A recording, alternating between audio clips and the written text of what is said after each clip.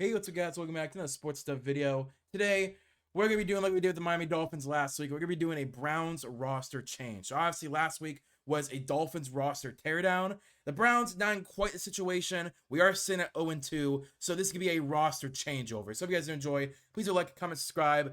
Let's get into it. So, how would I change the Browns roster to be better than it is right now for the future?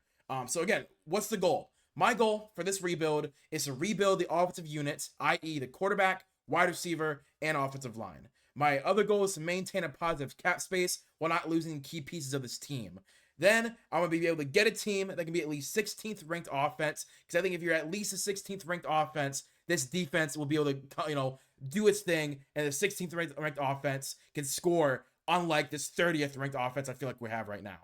And the last goal is to get a young and talented core that can take advantage of this elite defense right now. So, I don't think it's going to be able to happen in 2025. I think the season's a wash. This is going to be a 2026 goal for this team. Let's get into it. Who to fire? No one. Unlike a lot of Browns fans, I do not want to fire Kevin Stefanski. I do not want to fire Andrew Berry. Andrew Berry, this last draft class, absolutely cooked. Multiple UDFAs are on this team and playing high-end minutes. This is a team I genuinely believe in. Oh, excuse me. A team I genuinely believe in. He built this defense to be one of the best in the league. It's just the offense they're struggling with because they don't have the quarterback. The offensive line is now aged, and they don't have wide receivers. But the defense is A+. The tight ends are A+. The running backs look really good. So I don't really want to fire anyone. I'm going to give them another year or two to figure out the situation. Who to cut or trade? So, again, this doesn't mean I'm going to cut them or trade them. It's who is open to get cut or traded. So Greg Newsome, he's having a great start to the year. He's finally moved back out to outside corner where he was his rookie season, where I thought he really impressed. He's moved out to outside corner because Martin Emerson got injured. He's having a great start. I do think if he plays exactly how he's playing right now the rest of the year, he's going to get a big-time contract, anywhere from 18 to 20 mil a season, kind of like what we saw Carlton Davis get in New England. Also, what we saw Christian Benford saw in Buffalo. I think that type of a contract of 18 to 20 million is where he's going to get if he continues to play how he's playing. Next, going to be Malik Collins. We signed him this offseason because we didn't know if we were going to get Mason Graham in the draft, but Mike called Mason Graham on the future of the position. Let's not waste money at the D-tackle position like that. Then Cedric Tillman. He's not awful. I do need to see a full season healthy of him at wide receiver 2. He keeps getting injured. Week 1, he had a really good game. Week 2 was mediocre, a couple of drops. But if I can see a full season of Cedric Tillman of a 1,000-yard receiver and like 5 or 6 touchdowns, I'm in. Let's extend him. I want to cut Cam Mitchell right now. He's awful. I want to cut Myles Harden right now. He's awful. Those dudes ruin that Ravens game. And Deshaun Watson, in 2026 offseason, we can finally cut him or trade him, and we would not be an awful cap situation. If we cut him, it'd be a 1-year cap situation we deal with. If we trade him, just get off of him. You know what I mean? I think there is a world where both those are available, and we're going to explore them. So, who am I going to keep? These are guys that if I got a phone call about them, they are not getting traded and they're not being talked about, right? Quinshon Judkins, obviously, second round pick. He looked really good in week 2. I think he can definitely be the lead back for this team for the future. Dylan Sampson looks like the prototypical exact guy behind a Quinshon Judkins. Great receiving threats. Needs to get better at pass blocking. If you're gonna be the receiving threat, you gotta be able to pass block. Needs to get a little bit better at that. But man, he looks really good in the first 2 weeks. Raheem Sanders, again, I think he can be that goal line back in relief of Quinshon Judkins when, Quinshon either isn't playing or is hurt. I think Raheem Sanders can play that exact role. Dylan Gabriel, again, 3rd-round pick quarterback. He looked okay. I missed about his name, by the way. He looked okay in that one drive in week 2. I do want to see more from Dylan Gabriel when it actually comes to playing real NFL minutes where a team is scheming against you. Shedeur Sanders, again, he's a high floor quarterback, and I would be really interested to see what he can do in the NFL. I'm not moving off Shedeur Sanders. Jerry Jeudy, he's currently the wide receiver 1. I would like him to be wide receiver 2 ideally, so that's why we're going to be attacking the wide receiver position in the next year or two. I'm keeping every O-lineman on a rookie contract. That's DeJuan Jones, Zach Zinter, Luke Whippler. Everyone that is on a rookie contract on the O-line, KT Levinston, they're all staying. Njoku and Fannin, I am re-signing Njoku. I am not trading Fannin. We're going to be building this team around the 12 personnel, around the run game. Those 2 guys are not going anywhere. almost all the currently rostered defenders on the team currently, I am not letting walk, and I am not trading or cutting. That is our strength. We just need to fix the offense. I am not cutting Andrew Berry. Andrew Berry has had some mediocre drafts, but he really locked in 2025. I think he's done an amazing job with trades, really good at buying low and selling high. I'm really liking what Andrew Berry's done. Again, it's not all perfect. It's not all rainbow and sunshines, but I think most GMs are not perfect, and I'm willing to keep Andrew Berry and ride out the wrongs he's done. Kevin Stefanski, again, I think Kevin Stefanski is a very underrated head coach. He has done a lot with not great quarterback play and not great offensive line play and not great kicker play. So I don't really put a whole lot of blame on Kevin Stefanski, because when his offense is rolling, it's rolling. And finally, defensive coordinator Jim Schwartz is not going anywhere. We were going to be paying him whatever he wants to keep him in Cleveland. I don't care if it's $1 million a day. I do not care. No matter what, he's going to be on this team, and he's got to suck it up. He's going to have to suck it up. I don't know why that went away for a second. But yeah, Jim Schwartz is going to be on here. If he gets a head coaching offer, I don't care. We'll pay you more to stay the defensive coordinator. We are not changing the defense. So this is the current salary cap before any trades, cuts, or anything happens. Currently in 2026, we are negative $23 million. In 2027, we're positive 123, and in 2028, we're positive 197. So we're sitting in an okay cap situation. Obviously, in 2026, negative 23, that's not great, but I feel very confident how we can get out of that cap situation. Midseason trades, again, the only possible trade I do see happening is Greg Newsome to Green Bay for a 3rd-round pick. In my opinion, I think Green Bay is going all in this year. They have a great defense going on. Their offense is playing really well. Obviously, with Micah Parsons, that defense feels amazing. But if they can get Greg Newsome to be their boundary corner, I do think that would take this defense even further than it is right now. Be that premier corner. But I just don't think the Browns are willing to do it, especially with Martin Emerson injured and no depth behind them. I do think Greg Newsome will sit the entire season on the Cleveland Browns team. And again, I would like to work out a long-term extension, but if it comes to it where he wants out, I do think Green Bay is the likely situation. Next, the offseason trades. Listen, I'm not the biggest fan of this, but I do think there's a way we can trade Deshaun Watson to Miami or New Orleans for a 2028 7th-round pick. Miami, I think is going to sell at the trade deadline, and I do think there's a world where a team would be interested in Tua Tagovailoa, and they'll be willing to give up draft capital for Tua. And if the Miami Dolphins want to suck in 2026, no better quarterback than Deshaun Watson. Deshaun, you can go to Miami, and the Miami Dolphins can have Deshaun Watson for 1 season, be their starter, ride out a $46 million cap hit season, where that's all he's do. That's his cap hit. It's $46 million. So you can trade him for a bad contract currently on the team. Think of someone like Minka Fitzpatrick or Austin Jackson or anyone really, right? You can pair up with Deshaun Watson and a 1st for Jalen Waddle or and a 2nd for Tyreek. Like, work out some weird trade where the money does work out. But all they have to give up is a 2028 7th, right? A future 2028 pick. It's a 7th-round pick to take Deshaun Watson off our hands. We'll even eat some of the salary, but for the most part, he's off the books. And yeah, I think that's the number one way we can do it. I think there's a way you can get him off the team. Because, since he's not really playing, the PR nightmare is kind of over, because the NFL world's kind of accepted Deshaun Watson is going to be in the NFL. I do think a team could trade for him and let him play out a year, and he never touches the NFL field again. But I think there is a way we can move Deshaun Watson for a future 7th if a team is desperate enough for a quarterback.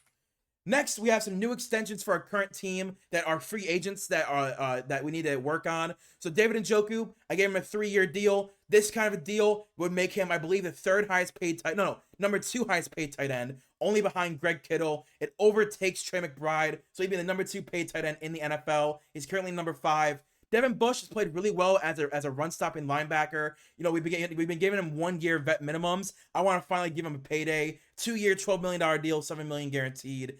Tevin Jenkins, I want to give him a chance to be the full-time starter at left guard. I do think it's going to happen this year. I think there's a really high chance Joel Bitonio either moves to right guard or even, has to get sacked because of how bad the interior of the offensive line is. So I think Tevin Jenkins will get some play time in the NFL this year with the Cleveland Browns. I think he'll then get extended 2-year, $11 million, only $5 million guaranteed. Then I do want to bring back Martin Emerson. He tore his Achilles.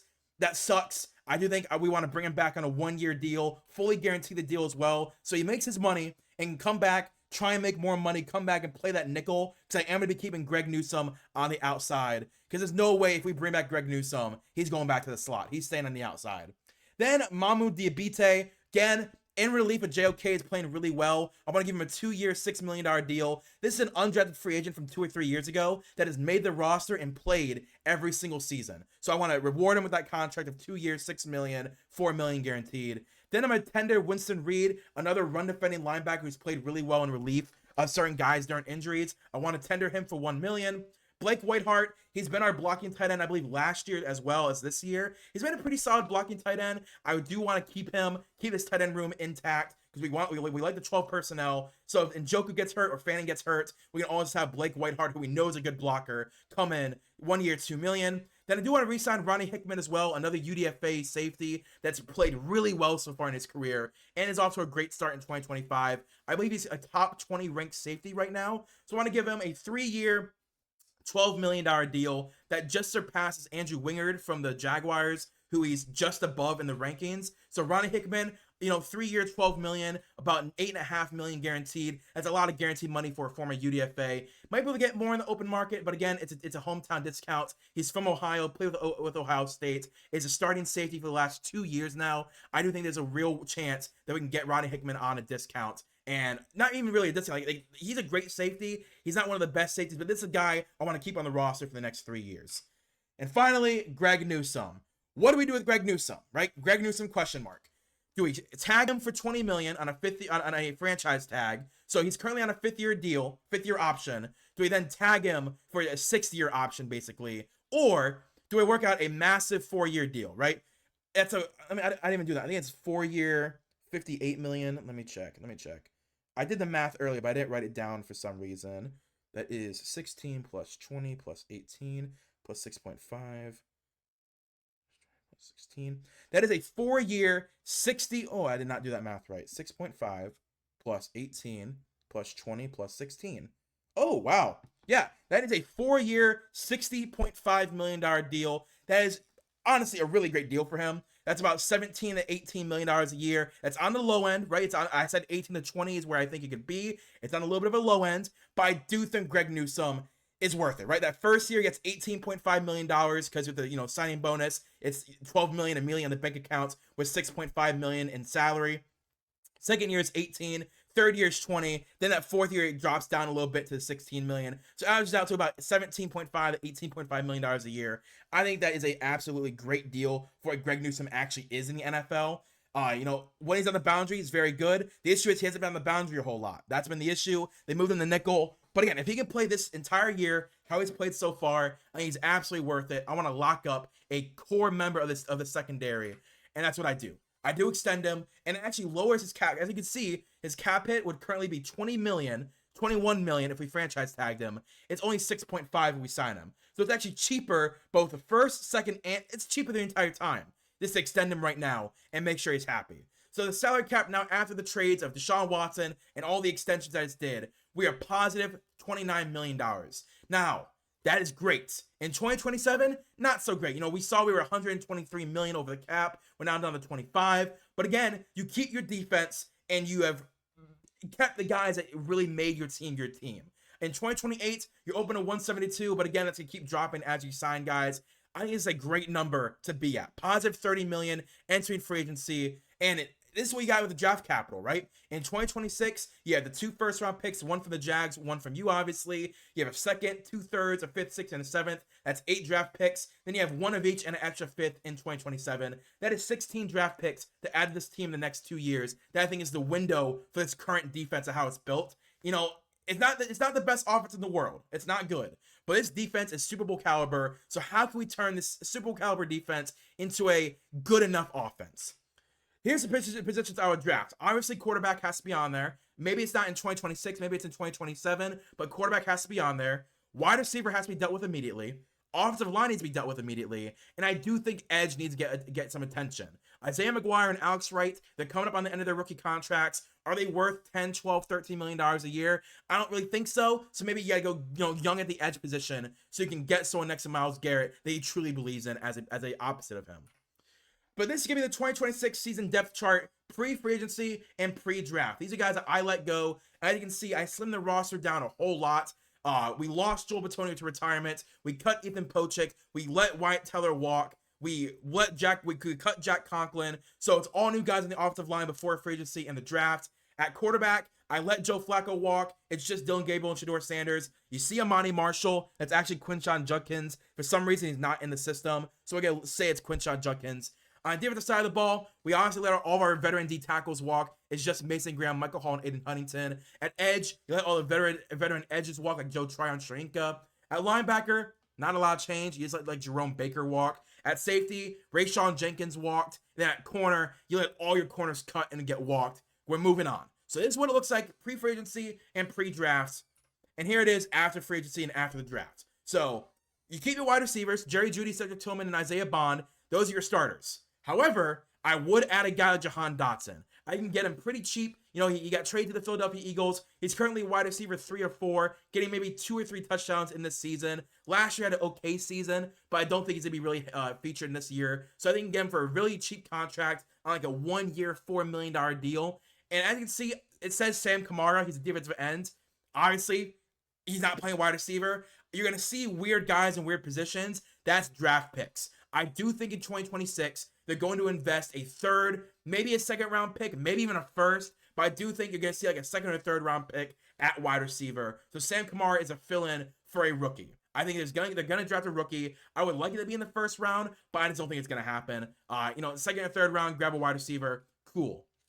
Then, as you see, Shelby Harris at left tackle, that obviously is a 1st round draft pick. You know, whether it's Spencer Fano, Caden Proctor, whoever you want to put at your number 1 left tackle, both the Browns and the Jaguars, I don't think will be picking high. The Browns at most are going to get like 6 or 7 wins. The Jaguars at most will get 7 or 8 wins. But I think the Browns can truly bottom out. So whether it's Spencer Fano, Caden Proctor, whoever you want to put, I do think the Browns will draft a left tackle for the future. Then I want to sign Braxton Jones. Listen, he's not the best tackle for the Bears. He's played pretty awful so far this year, but I do want to see what Braxton Jones can be in a different offense. He's had like 3 different offensives since getting drafted to the Bears. I want him to come to Cleveland, see what he can be. A 1-year flyer, like a 1-year, $2 million option. I would not mind seeing a Braxton Jones type of tackle. Then, Tevin Jenkins is a starter. Luke Whippler is a starter. I want to sign Evan Neal. As you know, Evan Neal did not work out at tackle. He's been god-awful at tackle for the Giants. At guard, though, I like his body frame. I think he's playing guard right now, actually, for the Giants, and there's not been awful viewing of what he looks like. But I think Evan Neal has the body to play guard, has the skill to play guard. He's just not fast enough and have the mobility to play tackle. But him as a run-blocking guard, I would love to see that. I think he can back up Zach Zinter. And if Zach Zinter isn't who I think he could be, you have Evan Neal, a veteran, right behind him. Then Dwan Jones, moving back out the right tackle. He's not working out at left tackle. Jack Conklin's gone. Moving back to right tackle, see what he can do. Again, here's a 4th round pick if he doesn't work out. You have KT Leviston. You have Cornelius Lucas. You have Braxton Jones. Multiple guys who can play right tackle for Dwan Jones if he doesn't work out. Tight end, no changes at tight end.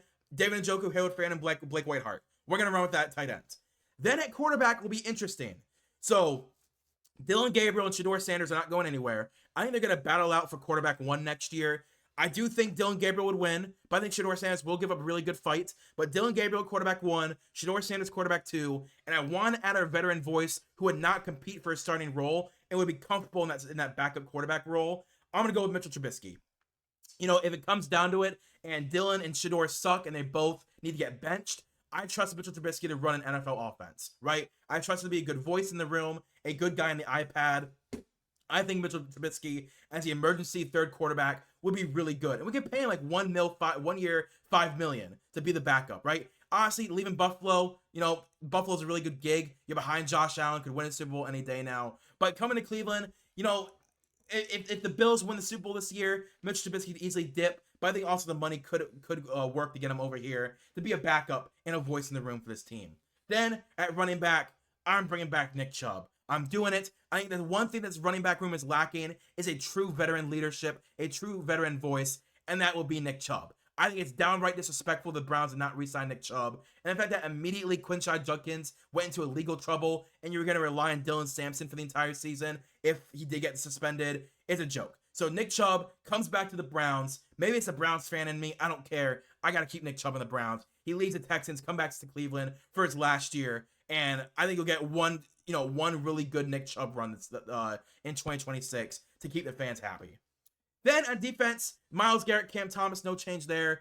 Michael Hall, Mason Graham, Aiden Huntington, and yes, you see that DJ Reader. So DJ Reader, the Browns were very, very, very in the DJ Reader game when he was first a free agent from the Bengals, and he went to the Detroit Lions. The Lions way overpaid him, and he has not lived up to that contract. I think there's a very good chance DJ Reader walks in the offseason like he's supposed to. I don't think the Lions re-sign him. I think they'd rather re-sign a guy Levi Onwuzurike and have him next to Lee McNeil. And they also drafted a defensive tackle from Ohio State this past draft. So I think it's a very good chance DJ Reader walks. And the Browns, again, maybe the Browns show the same enthusiasm with him in free agency as a run stopper. You say, hey, DJ Reader, 1 year, $5 million, come be our run stopping D tackle next to Mason Graham, where Michael Hall is more that pass rusher, right? Maybe they can do it. I think that it's something that they would definitely look into. Isaiah McGuire, Alex Wright, you bring them both back. And as you can see, that is another draft pick at edge. I do think this is where one of the third round picks goes. They've had success in Isaiah McGuire and Alex Wright. I think they're going to draft another third round edge to be that, I guess, fourth edge rusher, because does Cam Thomas really mean anything if you have that edge rusher? But if Isaiah McGuire or Alex Wright, you want to move on in 2027, you have that young guy who you developed for a year who's ready to step into a high-end role player role. Then at linebacker, Devin Bush, Winston Reed, Carson Schlesinger, Nathaniel Watson, Jeremiah Owusu-Koramoah, and Mamu Diabate. You keep your same linebacker core. I'm very, very high in this linebacker core. Devin Bush has been amazing. Carson Schlesinger looks amazing as a rookie. And JOK coming back from his health. I hope he can come back. I hope it wasn't career-ending what his injury was. But he's not playing at all in 2025. I hope that 2026, JOK can come back next to Carson Schlesinger and Devin Bush. Then at safety, Grant Delpit, Donovan McMillan. Not going to change anything about strong safety. I love that duo. But free safety, Ronnie Hickman. And that's right, I do think the Browns go for Caleb Downs. I think there's a 0% chance Caleb Downs leaves the state of Ohio, right? Whatever pick the Browns have, they're going to have a very hard decision, right? I don't know if the Jaguars will have a top 5 pick, but I know the Browns will have a top 5 pick. I don't think the Saints would go safety, and I don't think the Dolphins would go safety. They have other needs that they need to worry about. Honestly, they both could go tackle. I think there are other needs that those teams need. I think Caleb Downs will be a Cleveland Brown. I think there's no doubt in my mind that we're going to have a high enough pick. And honestly, if both tackles, Spencer Fano and Caden Proctor are out, Caleb Downs is the pick in the first round for the Browns. So Caleb Downs, Ronnie Hickman, Donovan McMillan, and Grant Delpit is an elite safety four-man. Then at corner, Denzel Ward, Jake Bernard. Again, they brought Jake Bernard immediately on the 53-man roster when they signed him out of waivers. Greg Newsome, I think Starling Thomas also leaves Arizona. He's a guy I really liked out of UAB in his draft class. When the Cardinals grabbed him and Keitrell Clark, I thought that was their cornerback duo for the future. Keitrell, yes.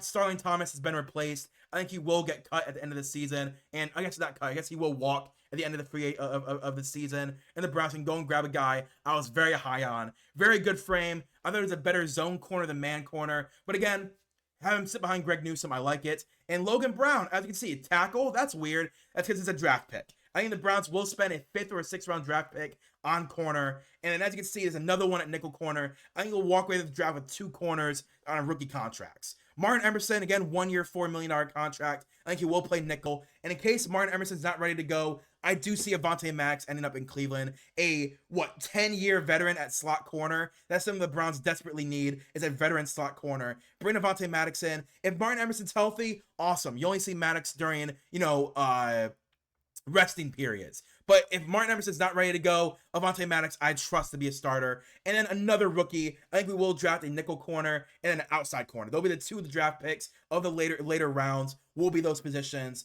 So that's only 6 guys if you know how to count, right? Sam Kamara, that's a wide receiver, a tackle, a edge rusher, a safety, and 2 corners. That's actually 7. That's 7 draft picks. That's 7 of the 8 draft picks. If you want to throw in another offensive lineman, I'm cool with that, right? An interior offensive lineman. Maybe they grab another guard or a center. But that's 8 draft picks right there.